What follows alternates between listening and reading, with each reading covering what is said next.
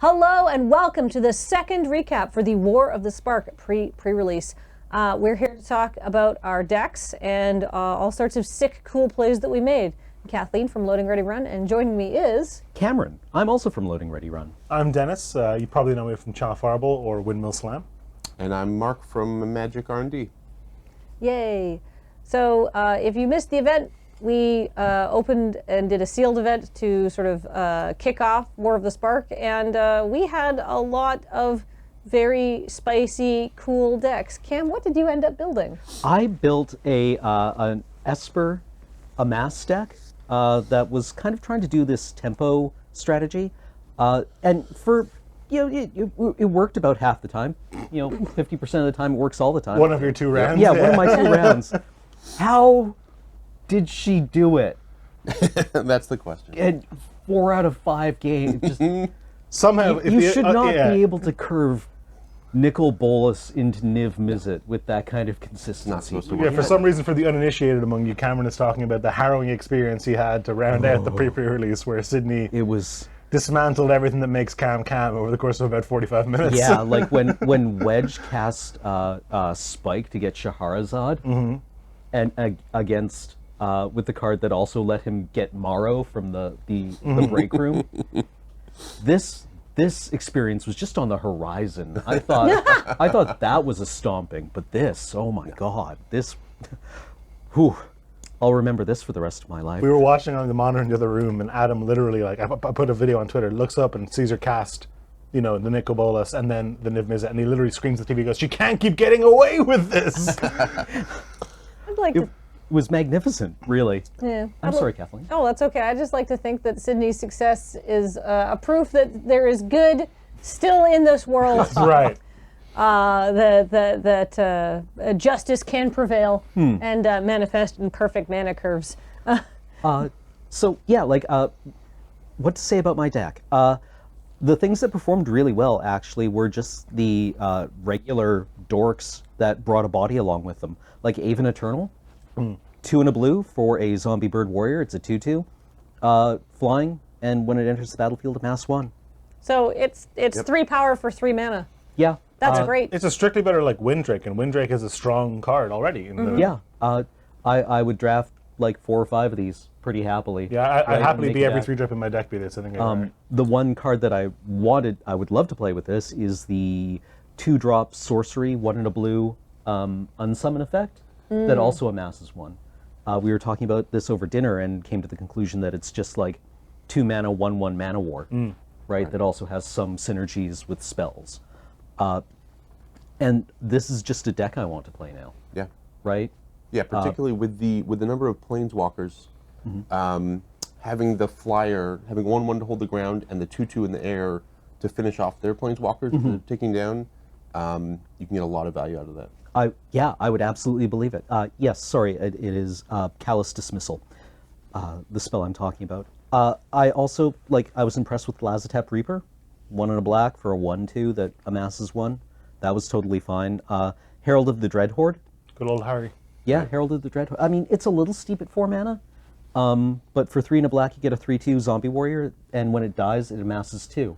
And yeah, I think it's going to trade with a 3-drop or a 4-drop almost all of the time. And the fact that it leaves behind a bear, or pumps whatever zombie army I already have, I think is a pretty good deal. Yeah. So the Amass deck really feels like this encroaching doom, right? Like it grinds you out with just this merciless attrition strategy that I kind of enjoy. And as a component of that, I also was able to open a Dreadhorde invasion, Bitterest Blossom.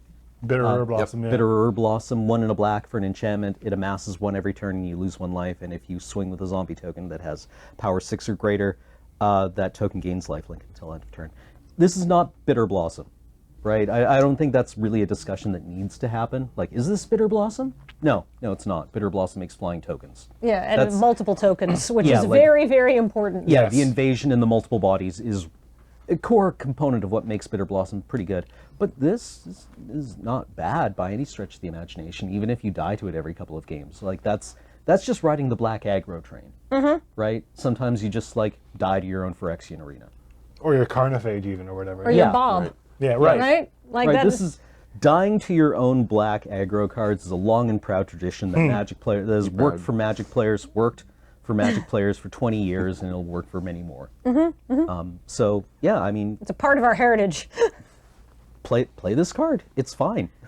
Yeah, I think it's actually very good, honestly. I don't think it's going to warp Modern, No. but I mean, I love it. It won me 2 games and wasn't even in my deck. So, exactly. It might be a little better in draft than it is in sealed, because sealed tends to be a slower format, and sealed, Yeah. your opponent does have the opportunity to go, oh, what are you at? Oh, Right. no one's got any good attacks, we'll just dig I'll in. wait, yeah. Yeah. That happened to you, didn't it, Mark? Yeah, I ended up. Yeah, it's a little sore subject. Yeah, this is. I mean, I did it to him. Yeah. This card can go. There's a lot of ways that this card can go really well. So, Right. if you have for example, a sack outlet, right? There's like Spark Reaper that we saw earlier, or the ways to get value for taking counters off stuff. If you can pair those together, you can really create an engine with this where you're happy to pay the 1 life because you may be turning it into a card or something with something like Spark Reaper. Which even gains you the life back. Right, so that kind of pays for itself. You can also kind of take it up because there's that text that you forget about it, but at the bottom of Invasion it says, if you ever get one of these zombies to 6, it gains lifelink. And while that's probably not your plan A, occasionally you look down and all of a sudden you're at 4 or 5, you're kind of within striking distance, and you get in, even 1 hit with a 6/6 lifelinker. Yeah, it buys it back pretty fast. Right. Yeah. So this card can, I think it works best kind of going low or going high, kind of the middle ground. You're probably not happy to pay a life to turn your 3/3 into a 4/4 all the time at the end of a game, but there's a lot of ways this can really work out. It also has like the, just to go back to Spark Reaper, Spark Reaver? Reaper. Reaper. Spark Reaper. Sacrifice a creature or planeswalker. Just onboard sacrifice. Does that work for aristocrats? Is it too It's a slow? little expensive. You get to draw really. cards. Yeah, I mean, It doesn't drain your opponent. yeah. Doesn't forward Usually your plan, yeah. in like Eternal Aristocrat strategies, you're really looking for more like the Falconwrath Aristocrat or Butcher of the Horde or Right. Goblin Bombardment, and not because those are necessarily like powerful effects, even though they are, but you play Viscera Seer because it allows you to take your board and throw it at your opponent for free, right? So the activated abilities that require paying a mana cost they're okay, but they're definitely not your like S tier aristocrats cards. But I think there are the tools in this set to have an aristocrat style yeah. couple of games. Yeah, That happened in our absolutely. game, where I had the On-Crop Invader, Yes, which that guy I costs like. 1 to sacrifice a creature. But the fact that it gets +2/+0 when you sacrifice it was totally immaterial. I was using it and the gold card, who I've lost now for a moment. That is the Mayhem Devil. Whenever a player sacrifices a permanent, Mayhem deals 1 damage to any target, and I just swung with everything, and then everything that was an unfavorable block, I just chewed up and threw directly at your face. Right. And that was it made for some very complicated board states, because I would attack, and then in about 5 seconds, once Mark decides how he blocks, I'm going to have a million options and a million Yeah. orders to do things in. Well, yeah, in limited, those that ability to just complicate combat math is quite valuable, and I really enjoyed watching those games because as soon as you start putting those abilities onto the table, the board state becomes very deliciously complex. For your opponent as well, if you do something like that, if you attack and you have so many options, as the person who's blocking, you have to try and figure out. Right. I mean, Denis could do this or this or this or this or this or this or this, and I have to try and figure out a way that mitigates as much of that as possible. Right. And you were even pairing it with the Tybalt Devils. Yeah. So now all of a sudden I'm thinking, well, he'll sack this, that'll do a damage. So that's then a shock then. That's yeah. a shock, and it just gets it pretty soon. You're just you're in over your head. So. Well, yeah, because I think in your game 2 or game 3, you had the kill from 9 health with a pretty it was an Alpha Strike, but it didn't look like lethal. Well, very little of it was the attacking. I attacked and you had the Lazotep plating or whatever it's Right. called, the hexproof spell. Right. And I just had to be okay, well, I'll just have to try and kill you in response with it Right, on the right, stack, and right. that was what I had to do. And the last thing I guess I say about my deck is that I had Liliana. Turns out mythic rares are powerful. I don't know what else to say about that. The uncommon zombie pseudo lords, the ones that give it menace or flying, also turns out those are powerful. Right? I don't think there's much to say about that. But my biggest brain play all weekend was sitting there with No Escape in hand, pointedly my foil No Escape. Extra shiny to catch your attention. Yep. and Sydney bounced, it did 2-drop to my hand. Something like relatively material. Yeah, something relatively, I think it was the vampire that drains for 7 mana. Yeah. And I'm sitting there with 4 mana, looking at her board state, and she's on 4 mana with a mana dork out. And she has scryed that turn and said, oh, yeah, I'll keep that on top. Writing's on the wall, man. Yeah, writing's on the wall. And I'm like, no, if I don't play this thing back out and just pass the 4 open mana, she'll know I have a counter spell in hand. And what are the odds? The odds were very good. The odds were like as Ever in like, her favor. Yeah, like 99.7% when your opponent is just sitting there with like 4 colors of mana and a Birds of Paradise and has scryed and kept on top. I have some very bad news about what's about to happen to you, right? Like, keep the counter spell up. Don't go shields down just for the sake of like not bluffing. Of optimizing your mana usage. Yeah, or not wanting to appear that you have a counter spell in hand. Right. That's my galaxy brain moment. Moving down the line, Dennis, what was your deck all about? My deck was, I called it the Grateful Dread, because it just had a bunch, like an uncharacteristically large number of cards with the word Dreadhorde in them. But I, like Cameron, had a Liliana, but she was just AWOL in my deck. Didn't get to cast her once.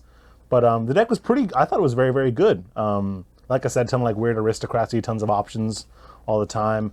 I had a Vraska's Swarm's Eminence, which is a card I was very impressed with. For, you know, an uncommon 4 mana 5 loyalty Planeswalker is super annoying.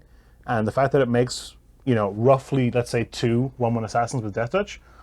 If the rest of the text on the card was blank, I think 4 mana 2 1/1 Death Touch tokens is a relatively decent rate, because that's most of the time that's a 2 for 1. Like a Death Touch token is going to get its man almost all the time. And then it's just incidental. If it manages to hit your opponent, it grows, which is just fantastic. I mean, but the thing is, I'm kind of like not, I don't care so much if my Death Toucher is a 1/1 or a 2/2. Right, exactly. Like, the point is not for it to get bigger. The point is for it to basically Trade off. trade off. Right. Yeah, it was like in Urza's block there were the there was like a prodigal sorcerer equivalent that had flying. Right, and you're like, oh, cool. Yeah, Right. I think here where it gets interesting is normally, like when you drop these against me, I'm like, sure, let them through. It's Right. not worth trading up for my 4-drop or anything. That is true. That is the default stance. If I tackle like Right. a scorpion or whatever, you're like, okay, I just sure, won't block. sure, I can take this all day. This kind of changes the math, where you do that once, you get one of those 2. All right, now it's going to be 2 next time. That's exactly what happened. You took it once and then you were like, this is Wait, oh yeah, well, this plan's not going to work. So at some point you do have to throw something in front of it, because by the 4th hit or whatever, it's game over. So yeah, it makes for some interesting plays on defense when she's still around and the assassin's on the board. Right. A card that I was a little actually disappointed in, I think, was the Elder Spell. I didn't find a fantastic space to use it. Now, obviously, the Elder Spell does have the potential to be like, blow up 4 of your opponent's Planeswalkers and ultimate your one the next turn, which is crazy. But I think a lot of the time, it's just going to be black, destroy target Planeswalker, which is what it was in our game.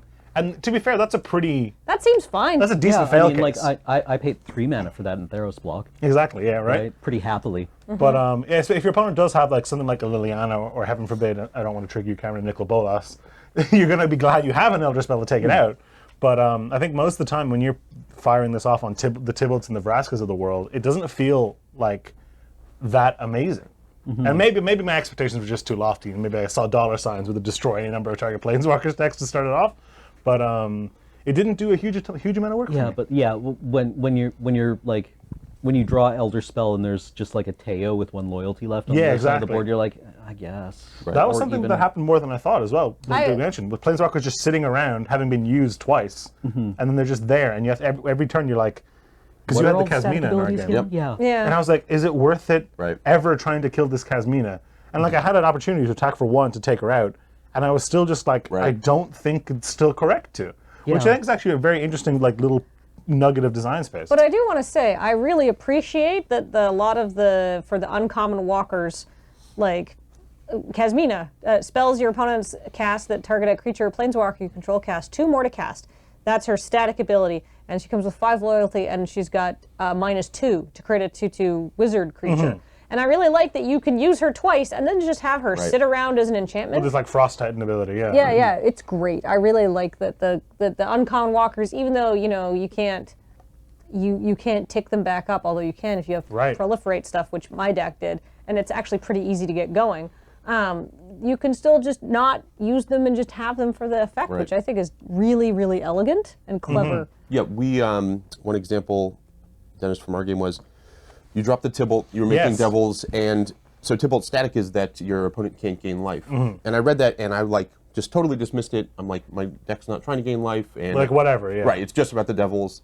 And sure enough, a few turns later, I'm realizing I'm getting close to getting my zombie army to 6. Oh, I with didn't even Dreadhorde. think about that. And so I'm like, okay, here's how I can get back in this game if I can hit and lifelink.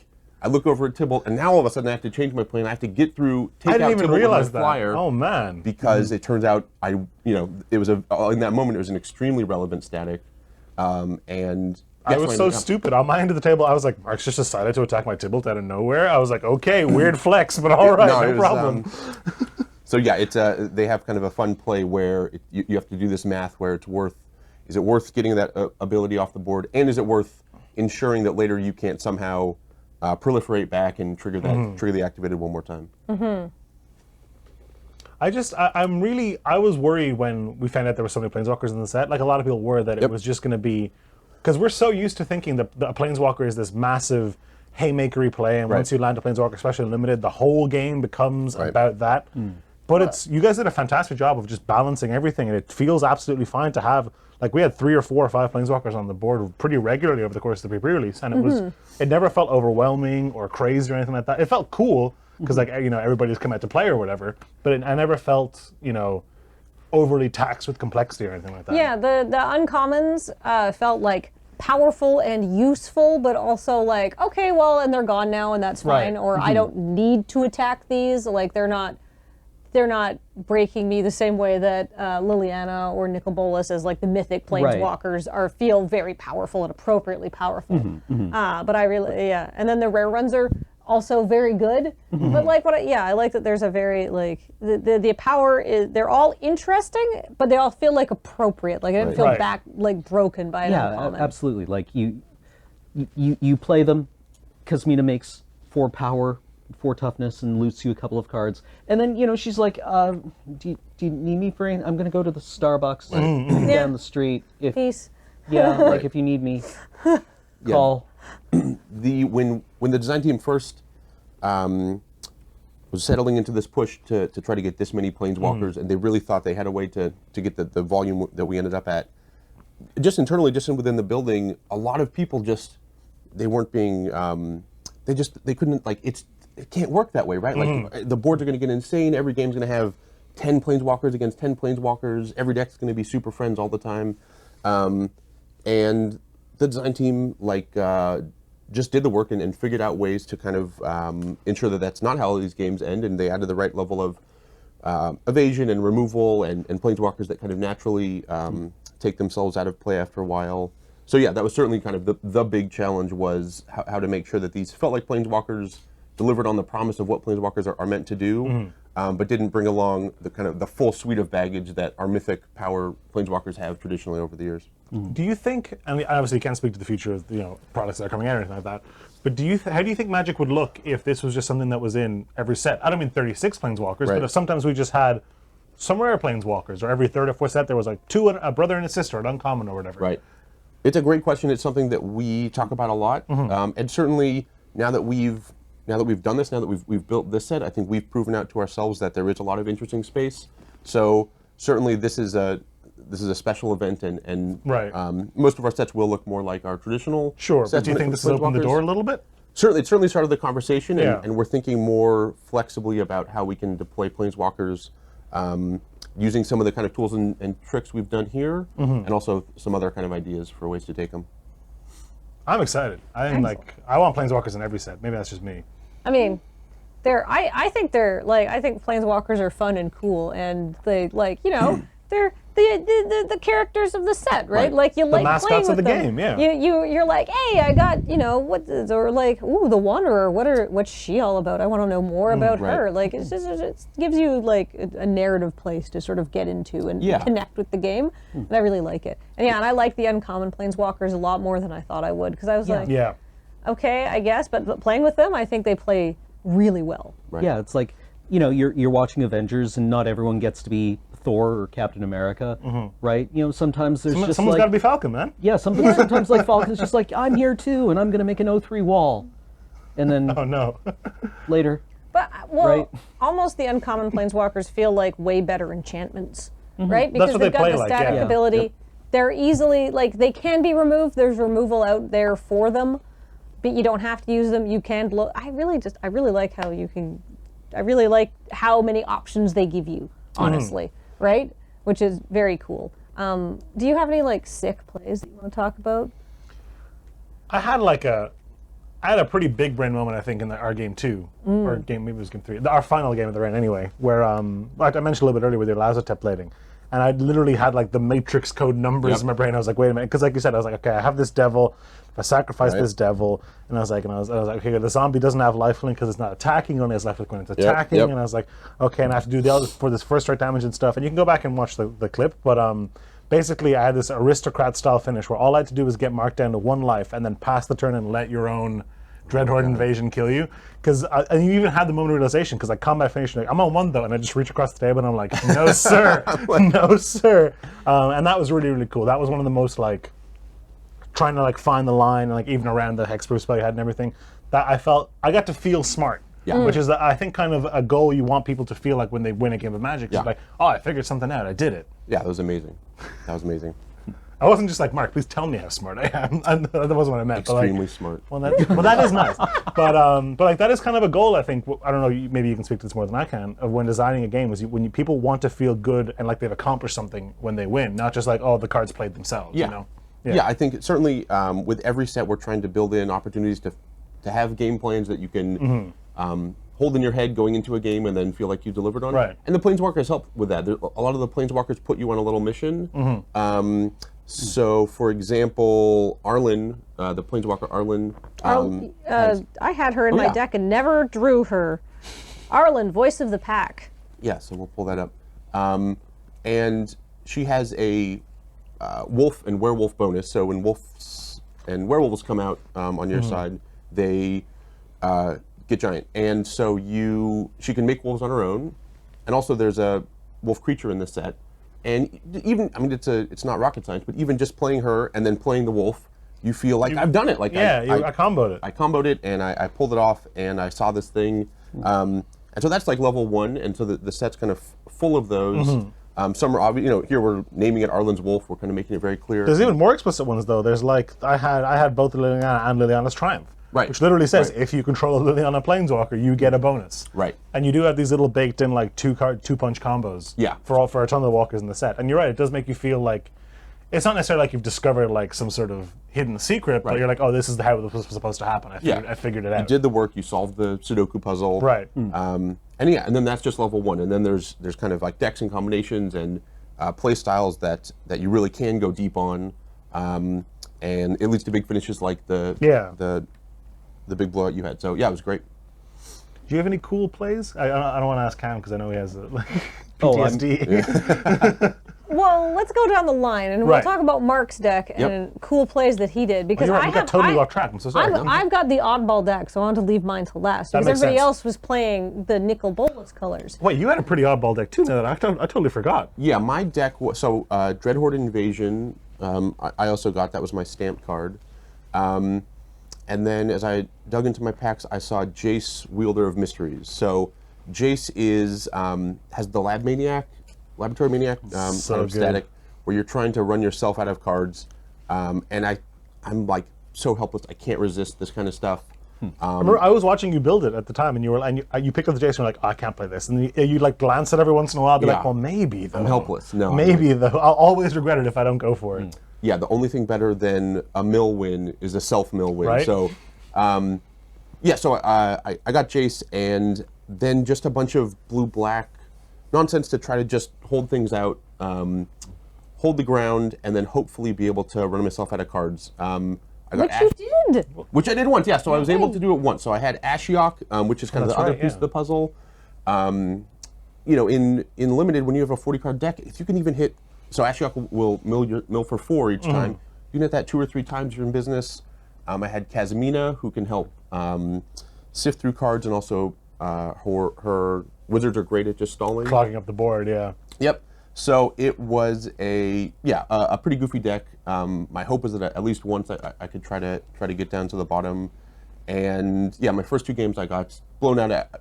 You had a rough time with me because you cast the Ashiok and you started milling yourself, and you were like, well, I don't have the Jace in my hand. Yeah, at some point it's like I don't. So if I mill the Jace, there's no plan B. Like, I saw you activate Ashiok and kind of like put 4 Wait a second. Oh no! Yeah. What have I done? and then not activate Ashiok again. And I was like, aha. Yeah, it's folks at home. I'm not going to recommend this as a strong strategy to hope that you hit Jason just the right time, but it was a lot of fun. And yeah, beyond that, it was just a bunch of cards to try to get value. So I had the just various ways to turn creatures into draws or to draw to sift through stuff. And yeah, like I said, it was largely unsuccessful. I'm so happy you got to do it. I got to do it once in the big finish. So that's all that counts, man. There's nothing. Yeah, I'll take one of those victories over. I think it counts for like 3.5 regular victories. Oh, easy, in my mental Well, math. and also, if you can't do it here, Right? Yeah. right? Like Exactly. this is the most casual of casual environments. Yeah, we like literally brief our players by saying, build whatever you want. The stakes have never been lower. That's true. There are no prizes here, Yeah. right? And sometimes getting stomped is way more entertaining than just playing like, the consistent commons and uncommons deck. I have the whole release of this set to put together perfectly Months. functional Yeah. mid-range decks. Now what I want to do is shenanigans. Yeah, absolutely. Yep. Yeah. Also, if you don't play with the shenanigans, you'll never find out what shenanigans are actually surprisingly viable. It's true. It's true. I think this pre-release is actually full of like swingy, silly haymaker plays. Yeah. You winning with a Laboratory Maniac Jace on an ordinary FNM would be like, oh my god, guys, did you hear Mark won with the Lab Maniac? But now it's like, even like with Sydney's In a crazy sealed pool. in a sealed pool double dragon nonsense combo, Right. and like it was pretty like stacked, I think. Yeah. And then you also had matches like Kathleen and I's, where we're just sitting there, like standing 3 feet apart, trading haymakers. Yeah. All right, I'll take 6. Now you can take 6. You guys were playing like you had somewhere to be. I was keeping us on schedule. Was my job. Yeah. Which I think there's a decent chance, or at least I hope there's a decent chance, that's indicative of what the set is like, because a lot of the cards, like even the commons and uncommons, like some of the ones we talked about today, are very, so very powerful. powerful. It's crazy. Yeah, it's a strong set. Yep. You just dial it up. Sometimes you're like, all right, guys, break in case of emergency. This is the one to... Yeah, there was definitely an effort, particularly with the commons and uncommons, to find those opportunities where we could crank it up. I think we want, when you open a pack, we want a lot of the cards to be interesting to you, and kind of the best way to do that is to find places where we can make a common or an uncommon that gets your attention, that feels a little bit stronger than you were expecting, and then just to make sure that we're doing that in a way that's responsible and isn't upsetting other things. But it's been a big effort of our play design team. It's something Aaron Forsyth and people in our group are just really pushing on, and you're seeing a lot of that starting to debut here in War.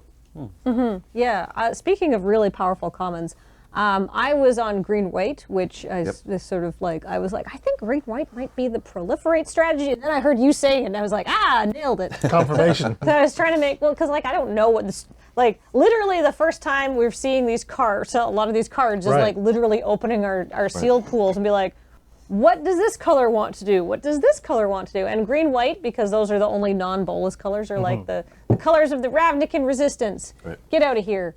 This is our plane. Get off our lawn. Yeah. So their strategy is proliferate. So I tried to put together a green-white proliferate deck. And yeah, there's some very strong just like commons in that. I want to talk about Bloom Hulk, which I got 2 of in my pool. It's a 4/4 for 4. When Bloom Hulk enters the battlefield, proliferate. But what? That's it? And I haven't seen this card. Full disclosure. That's common. Yeah, no downside. This should be like not able to block or something. Like what's going on? Like this is crazy. It's Welcome to so war. good. Yeah. Yep. Like this is very powerful. And another very powerful common, I had a Law Rune Enforcer, which is a 1/2 for 1. 1 and tap target creature with converted mana cost 2 or greater. That's Yeah. a very good tapper. Yeah, like it doesn't hit armies, but I think that's a safety valve though. If Yeah. this hit armies, that's too good. Oh yeah, if it hit armies, it would just Well, be it also like, like okay, it hoses the army, because if you already have an army, that army will get bigger and bigger and bigger, but it still like just keeps getting tapped. Well, yeah, it's like how there's no pacifism or Yeah, encrust effect exactly. in, Yep. this environment, because like, could you imagine getting your army pacified? Yeah, It's bigger and bigger and feel bigger. awful. Yeah. Yeah, very early on, the team was like, let's make sure that that's not a lot of people's stories walking away from the table. Right. I had a 9/9 that I couldn't do anything with. It's Yeah. not a great feeling. So And it was just like this sump for my Amass. right. Yeah, you couldn't get, you just sort of praying to get it killed. Right. Yeah. Just going back to the Bloomhulk. Yeah. Yeah, Proliferate is this is an example of a card where just the 4/4 for 4, you're already Good deal. you already have a good deal. I'm happy. If you can pair this with even just one, let's say you have one uncommon Planeswalker that you've ticked down and they're sitting at 1, and then you drop this and you get 1 extra activation out of their ability. That's real value, and it's not that hard to make It that was happen. very easy. I had that happen. I got 3 shields off Teo. Right. And he still wasn't dead after that. It seems like a lot of the uncommon planeswalkers have 2.5 activations worth of loyalty. Is that intentionally for this kind of interplay, or is that like a happy coincidence? Yeah, I think that's the kind of bandwidth that the team found was about Yeah. the right level. Some deviate that up, but yeah, in general, the kind of standard template for them is that you can kind of It's like trigger 5 them twice. -2/2, or Yep. something like that. Well, it means you can use them and get value off them, but And they they can stick still sit around. around as their as their static abilities. Then which the added kind of bonus nice. is that there is the threat of proliferating it back up and getting an extra one, like we Right. said. Yeah, I thought it's just that was very Forgot good. about this part of your deck. Oh man, Well, it never came out. Well, so I- you never cast it? No. In my game against Mark, I had 7 mana, and I wasn't able to cast my Parhelion 2, which would have saved me if I had been able to Yeah. cast it like 2 turns earlier. It was sitting in my hand. It is an 8 mana artifact, and I just wasn't able. Like the thing is, I needed to get a lot of land. Right. And I didn't quite get a lot of land. Yep. I got quite a bit of land. I was running a Mana Geode in my deck, not for the fixing, but because I was like, I really want to get to 8. Right. Right? That's just like a But bit Kathleen, more. what are the odds of drawing your 1 Parhelion 2? Oh, well, I mean, I had 2 Parhelion I know. 2s. So hopefully it was good, but unfortunately it sat in my hand. I had no idea I was playing in traffic. Yeah, just like these Like, I was just airships on the sides. maybe I should play a bit more conservatively. The Parhelion's a very slow-moving vehicle. Yeah. Just coming over the horizon. You just hear this beep, beep, beep, beep, as they're like getting it out of like, what's the Boros place? The Skadholm? Skladholm? No. Oh no, I'll Mark, get back no. to you. Oh no, what's the Boros headquarters Yeah, called? what's their guild mage called this time, Paul? Sunhome. Sunhome. Yeah. They're like, sorry, this is gonna, like, there's just people with cones and stuff, like, trying to get it. Yeah, going. guiding it off. Yeah.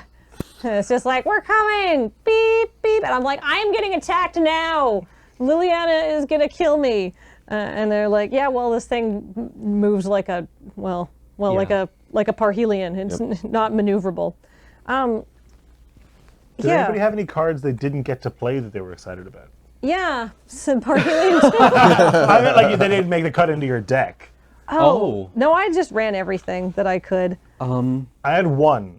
I had an Oketra that I couldn't put into my deck, just because it didn't line up with the rest of my cards. Ooh. And I, like, full disclosure, we opened our packs or whatever, and I picked up Oketra, and I walked over to Mark, and I was like, this is a mistake, right? Like, there's a typo on this card. Yeah, this just cannot possibly believe it. be this good. It just Believe it. keeps going. Yeah. It just keeps having more and more Yep. words It on is it. absolutely unbelievable. There's so much text that's quite small. So it's a 5 mana for a 3/6 double strike, which is already like bananas. Yep. It's got the standard god templating where, if she dies, she just gets tucked back just under the top of your library or whatever.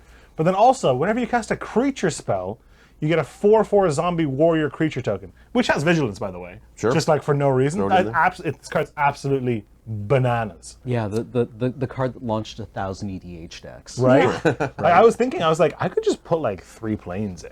Yeah. And like sometimes it'll Yeah, just sometimes it'll you come just together, right? resolve Oketra and win. Yeah, but no, the card's absolutely insane. I guess I was very, I was debating back and forth about splashing black because I also had the card that you had, Cameron, and Mark had. Invasion? The Invasion, Oh, the Dreadwood. yeah, Oh yeah. But I thought, my goal is to stick in until I can get to 8 mana, and something that's like Right. chiseling me for life. Even though I had a lot of Proliferate, and it would have been very easy to make these big army tokens, I was like, I don't know if it's worth like destabilizing my mana base if I'm trying to get to 8 mana anyhow, and like Right. just giving myself a time limit as well, if it does go long. That sounds wise when you lay it out like that, and that's probably the right call. Yeah. It seems so powerful though, and I think we proved it was. I do want to talk briefly about Evolution Sage. That's an uncommon. It's a 3/2 for 3. It's whenever a land enters the battlefield under your Yes. control, proliferate. That's so good. Yep. Landfall That's proliferate. so powerful. Yeah, there's a green-white counter deck that is really exciting. Nobody quite built it this weekend, but I think people will see it. I got close. You got close. Yeah, and so Blinded by the light of the Parhelions. Yeah. Yeah. Sealed. You can never quite guarantee it, but That's fine. Yeah, there's a way to go lower to the ground and even wider that can just scale so quickly. You're dropping stuff like this and Mowu, and there's just ways to just get I had a Johnny in my pool. I didn't play him, but there's ways to just go so wide, so many counters. You're proliferating, and before you know it, you look down. I was saying It this just at dinner. snowballs, yeah. Yeah, you look down and there's like just dice with big numbers all across the board because you've been like ticking up all of these counters, all these +1/+1s, and that's something that that's another way that this thing get really exciting. A card that impressed me in that strategy was Martyr for the Cause. Yeah. Which is worse than a typhoid rat, right? When you're staring across from it, and they've Right. got like, if your opponent has 2 planeswalkers that are getting close, like what do you do? Right. What Right. do you do, Hotshot? Right. Right. Like, Shot. like you swing in, they throw this in front, and suddenly all their planeswalkers are just now that much harder to deal with. Or they're live Irregardless- again with the yeah. like the uncommon ones. It turns them all back on. Yeah. Irregardless of whether they get to use their abilities, suddenly they've just all of their planeswalkers have become that much harder to kill. Yeah, the goalpost just shifted just a little bit further away. Right, and if you're playing like my deck, right, and you swing in with Herald of the Dreadhorde, this trades for it, makes a 2/2. They play another one that also trades for the 2/2. Right. Right, and Right. There's a lot of I would incidental rather proliferate, yeah. I would rather face any number of 1/1s with Death Touch than Martyrs for the Cause Right. in the green-white deck. At least you know what you're dealing with then. This is like, a little more nebulous. no, there's the proliferate is very strong, and I do like that it plays well with like the other, like the Amass as well. But it just seems like better in the non-Amass decks, right? Because you can just go so wide with it. Whereas like the Amass decks are trying to get you to focus on one big guy. You're Yeah. a proliferate Puritan. You're like green white all the way. Like I think when you proliferate and you like pick up one die and turn it You're like, and put okay. it down again, you're like, oh, okay, that felt nice, right? My was army's now a 5/5. But when you're like, I'm gonna need, sorry, I'm gonna what need was 3 it? minutes Yeah. just to like. tick all of my planeswalkers. Yeah, you start hearing Powerhouse like Yeah. gears start turning. You're like, ah. Yeah, suddenly all of your homies just. I'm like, excited for when on Arena when iterate. your opponent proliferates and you'll get to see them like because you can see what cards they're hovering over, just like hover over here and then over here and over here and over here and over here.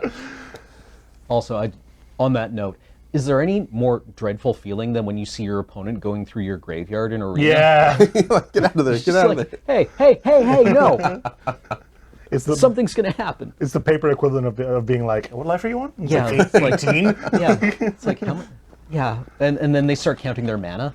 I had to do this to 1, 2, 3. Well, I guess any final thoughts, wrap up observations, big brain plays that we didn't get a chance to talk about? I was actually curious, Mark. There is a Grixis zombie apocalypse deck. There is the green-white proliferate Super Friends deck.